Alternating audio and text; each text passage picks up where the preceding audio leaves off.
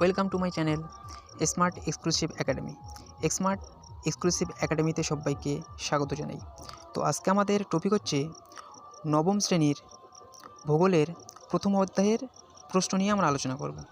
তো দেখি, প্রথম প্রশ্ন হচ্ছে পৃথিবীর কক্ষপথের পরিধি কত? পৃথিবীর কক্ষপথের পরিধি কত? পৃথিবীর কক্ষপথের পরিধি সঠিক উত্তর হচ্ছে 96 কোটি কিমি। তারপরের প্রশ্ন, পৃথিবীকে অভিগত গোলক বলা হয় কারণ 2 মেরু চাপা ও নিরক্ষীয় প্রদেশ স্ফীত। ঘ নম্বর হচ্ছে সঠিক উত্তর। 3 নম্বর প্রশ্ন হচ্ছে পৃথিবী গোল প্রথম কে বলেছেন? প্রথম বলেছেন পিথাগোরাস। খ নম্বর হচ্ছে উত্তর। তারপরের প্রশ্ন হচ্ছে পৃথিবী কেন্দ্রিক মতবাদের পক্ষে ছিলেন কে? পৃথিবী কেন্দ্রিক মতবাদের পক্ষে ছিলেন সঠিক উত্তর হচ্ছে এরিস্টটল।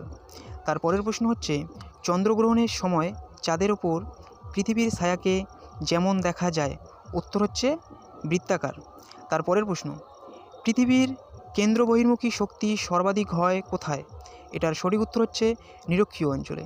তারপরের প্রশ্ন হচ্ছে পৃথিবীর প্রকৃত আকৃতি কেমন? পৃথিবীর প্রকৃত আকৃতি হচ্ছে গ নম্বর সঠিক উত্তর অভিগত গোলকের ন্যায়।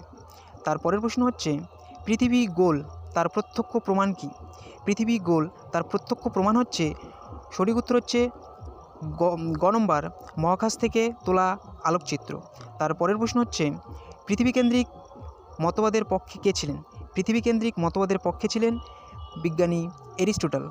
তারপরের প্রশ্ন হচ্ছে প্যারিস শহরের অক্ষাংশ কত? প্যারিস শহরের অক্ষাংশ হচ্ছে 49 ডিগ্রি উত্তর। তারপরের প্রশ্ন, পৃথিবীর গভীরতম অঞ্চলের নাম কি? পৃথিবীর গভীরতম অঞ্চলের নাম হচ্ছে প্রশান্ত মহাসাগরের মারিয়ানা খাত। ক নম্বর হচ্ছে সঠিক উত্তর। তারপরের প্রশ্ন হচ্ছে পৃথিবীকে সাত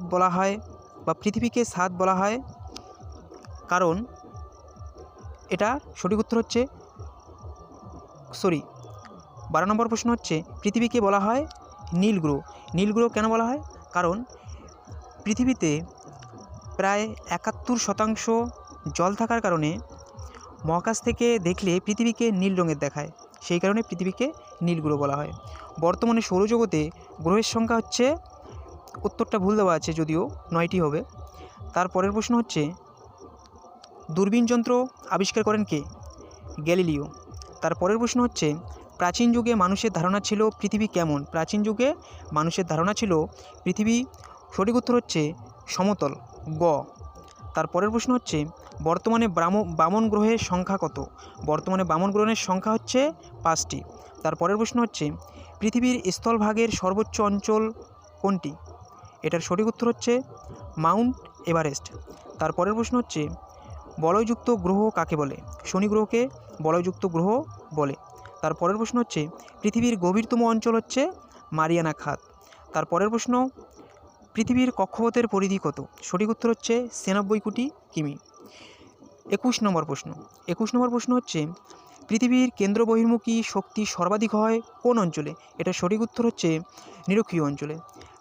তারপর হচ্ছে জিওড কথার অর্থ কী? জিওড কথার অর্থ হচ্ছে পৃথিবীর মতো।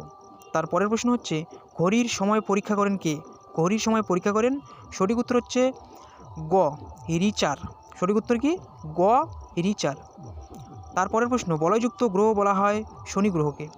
তারপরের প্রশ্ন হচ্ছে বর্তমানে বামন গ্রহের সংখ্যা হচ্ছে 5টি। তারপরের প্রশ্ন হচ্ছে পৃথিবীকে অভিগত গোলক বলা হয় কারণ 2 মেরু চাপা ও নিরক্ষীয় প্রদেশ স্ফীত। তারপরের প্রশ্ন হচ্ছে 1797 সালে বিজ্ঞানী ক্যাভেন্ডিশ নির্ণয় করেন পৃথিবীর ওজন। কী নির্ণয় করেন? পৃথিবীর ওজন। সঠিক উত্তর খ। তারপরের প্রশ্ন হচ্ছে নিরক্ষরেখা থেকে মেরুর দিকে 111.3 কিলোমিটার অগ্রসর হলে নক্ষত্রের উন্নতিকোণ বৃদ্ধি পায় 1 ডিগ্রি। গ নম্বর হচ্ছে সঠিক উত্তর। ওকে, তো ফ্রেন্ডস, ভিডিওটা যদি ভালো লেগে থাকে তাহলে অবশ্যই চ্যানেলটি সাবস্ক্রাইব করবেন। ধন্যবাদ।